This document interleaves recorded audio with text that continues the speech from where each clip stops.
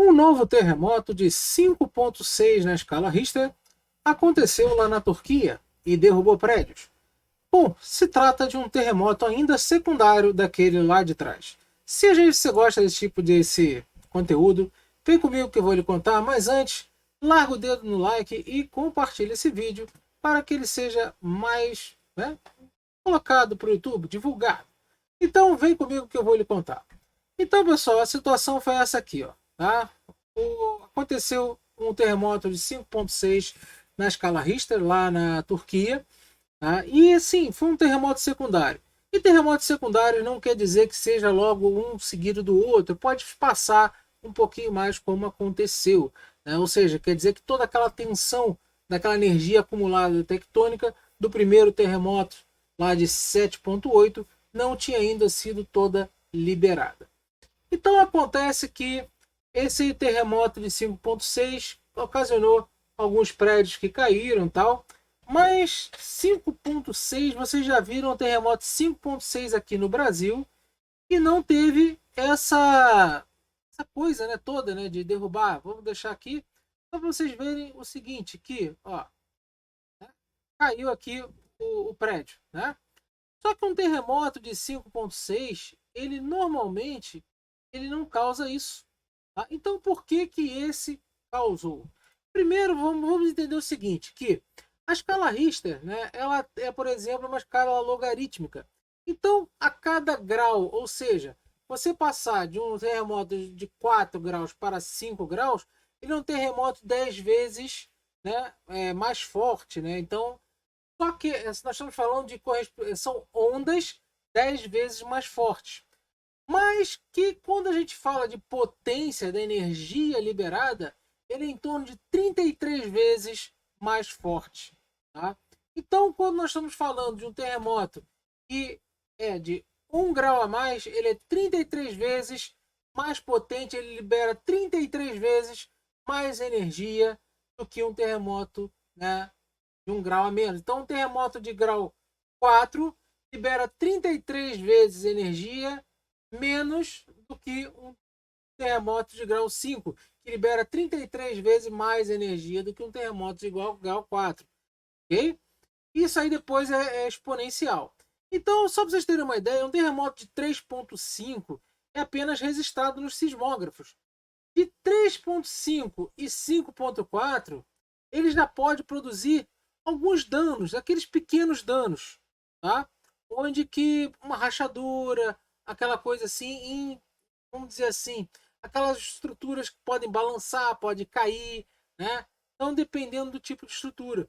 Agora, um terremoto entre 5,5 e 6, ele provoca danos menores em edifícios, né? Aqueles edifícios bem construídos, mas pode causar danos maiores em outros.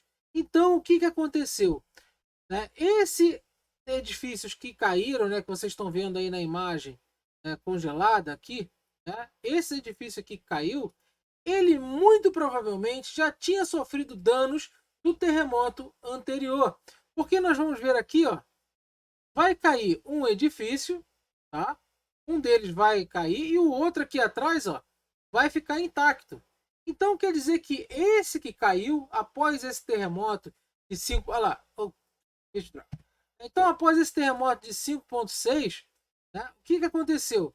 Esse daqui, ó, sofreu dano, né, na sua estrutura já no anterior e quando veio de 5,6, aí não teve jeito, ele veio abaixo. Mesma coisa esse daqui. Tá? Esse daqui sofreu dano, ó, tanto é que veio abaixo, e os outros dois ficaram intactos. Então, os danos que ele sofreu no outro terremoto foram muito menores. Agora, quando nós temos terremotos entre 5,5, tá, e 6, pode provocar esses danos, como eu falei. Um terremoto de 6,1 e 6,9, ele já pode ser um pouco mais devastador, uma área de 100 quilômetros.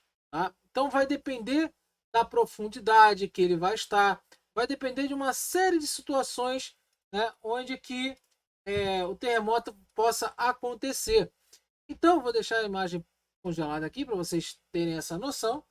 E com isso, né, também a gente pode ver o seguinte, que um terremoto né, onde que ele pode chegar, né, a 7, entre 7 e 7,9, como aconteceu no primeiro terremoto lá da Turquia, ele pode causar sérios danos numa grande superfície, tanto é que provocou alguns rasgos, né, lá nas falhas. E terremoto acima de 8 pode provocar grandes danos em regiões várias centenas de quilômetros do epicentro. Então são aqueles terremotos muito devastadores. Agora, só para vocês terem uma noção, tá? Assim, uma noção estatística do negócio. Esse terremoto que aconteceu agora de 5,6, né, que causou esse pequeno dano aí que vocês estão vendo, ele é cerca de 2.000 vezes, vamos dizer assim, mais fraco. Ele libera 2.000 vezes menos energia do que o de 7,8, aproximadamente 2.000 vezes energia menos. Ou seja, o terremoto anterior ele liberou 2.000 vezes energia a mais, mesmo sendo só a diferença de 2,2 pontos na escala Richter.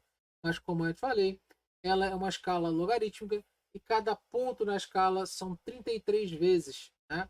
E 33 vezes, onde você coloca 33 ao quadrado, né? Porque é uma coisa relacionada a isso. Né?